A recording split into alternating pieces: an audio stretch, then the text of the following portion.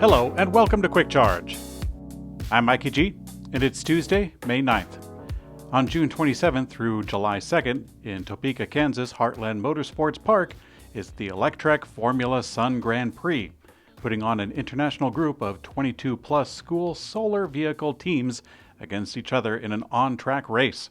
The solar cars will be on the track from June 30th, 10 a.m. to 6 p.m., and July 1st through 2nd, 9 a.m. to 5 p.m., competing in as many laps as possible, only on solar power. Admission is free, and Electrek will be on the scene as well. Come and watch the future of transport, and also the future of the industry, as many top-tier sustainability and mobility recruiters will be watching the contestants. Electrek is the title sponsor, and more have joined the event as well, such as Blue Origin and Heartland Motorsports, and more to come. Again, that's Topeka, Kansas, from June 27th through July 2nd at Heartland Motorsports Park.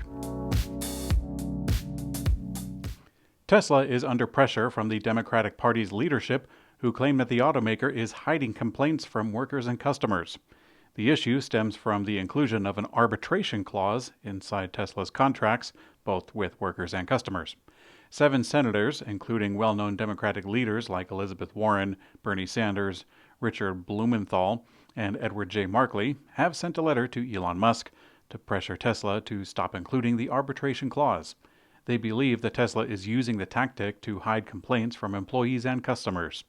Tesla doesn't have a PR department in which they would release a response, but let's be honest, if they did have a PR department, it would say something like, "Tesla takes our community and associates very seriously," or something like that. Stay tuned for my opinion on politicians pressuring Tesla away from arbitration. Tesla has teased a new Cybertruck accessory, a rugged-looking tool rack that fits on the bed of the pickup truck.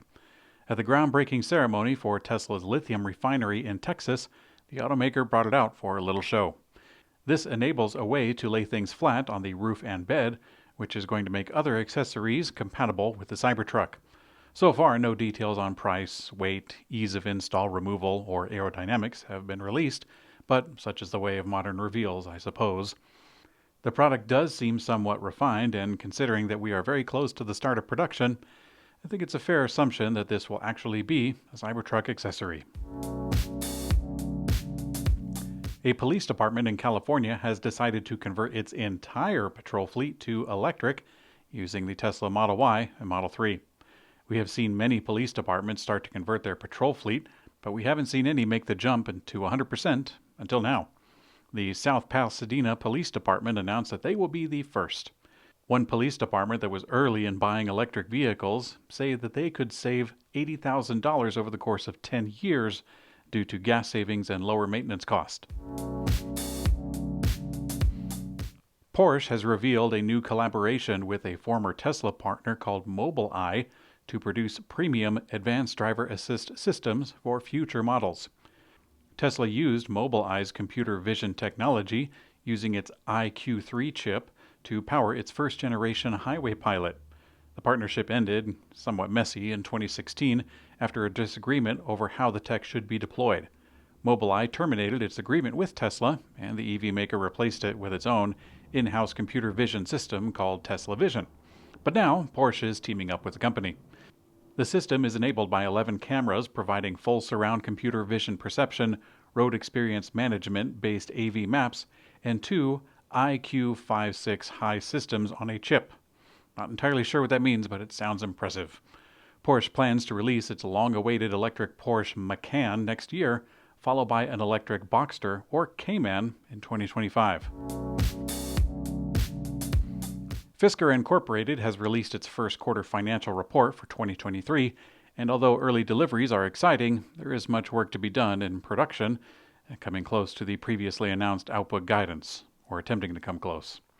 The company produced 55 Ocean SUVs, a mix of engineering, marketing, and customer vehicles.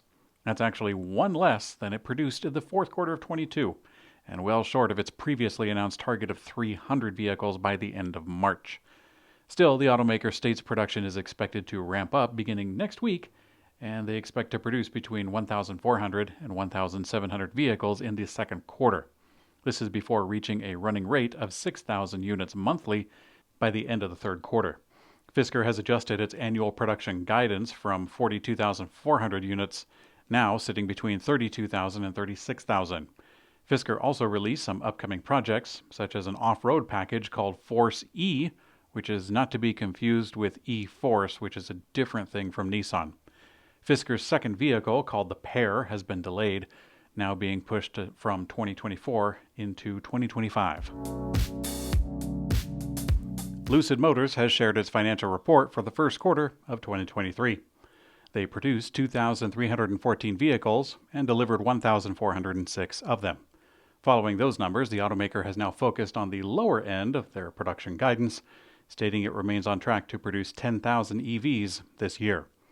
Lucid's revenue for the first quarter was $149.4 million, which is a 159% increase compared to a year ago.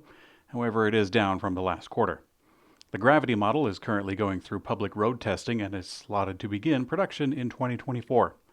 Lastly, Lucid Motors says that the Air Pure availability will expand in the second half of 23, and production of the Tri-Motor Air Sapphire will begin this summer. Okay, it is opinion time today regarding politicians pressuring Tesla away from arbitration. Not that long ago, Elon Musk bellowed that Tesla was creating a hardcore litigation team and that the company was going to be aggressive in legal matters. Now, I, for one, would not want the gravity of a corporate lawsuit on my soul, even if I was totally, demonstrably in the right. Now, whether or not arbitration is beneficial for the customer, employee, or Tesla is really a case-by-case consideration. But in these private arbitration meetings, the juicy details are locked behind NDAs and not even remotely available for public record. I trust politicians less than corporations, and I suspect that the politicians want details extracted from Tesla, and they are using individuals and their lawsuits to slowly get it. The politicians really aren't at risk for this. They just sit back and let the little guy battle for his life against Tesla in court. And after the dust settles, those politicians can vulture in and collect some certified dirt to use later in their schemes. It's right out of their playbook when politicians scavenge for leverage to use to further their own manufactured crises and justify more money for themselves, their friends, and people who got them there in the first place. Maybe I've got an axe to grind after I was kicked out of the swimming pool for bringing a bowling ball. I wanted to see if it would float, but they were all saying, "Oh, community leadership authorizes us to remove you from public property," which is a bunch of baloney. I know my rights as a citizen. George Washington would be turning in his grave if he heard half of this stuff. In today's community comment found on YouTube, Nick McConnell says, "Excellent reporting as usual, Mikey." Well, thank you, Nick. Sometimes in my day-to-day activities, I call it re-reporting, since I'm reporting on something that was already reported on by the main authors. But then again, they are often reporting on something that was reported by a larger news outlet, which itself comes from a different report, sometimes from a direct on-the-ground reporter. So in that case, I would be doing re-reporting. And if you tell someone what you hear on Quick Charge, then you would be reporting. You know how YouTube channels, sometimes they will make a little community name for their viewers? How about we call you guys, the viewers of Quick Charge, the Electrek Daily Reporters. Kind of rolls off the tongue, don't you think? I'm Mikey for Quick Charge, or Electrek, or one of those two.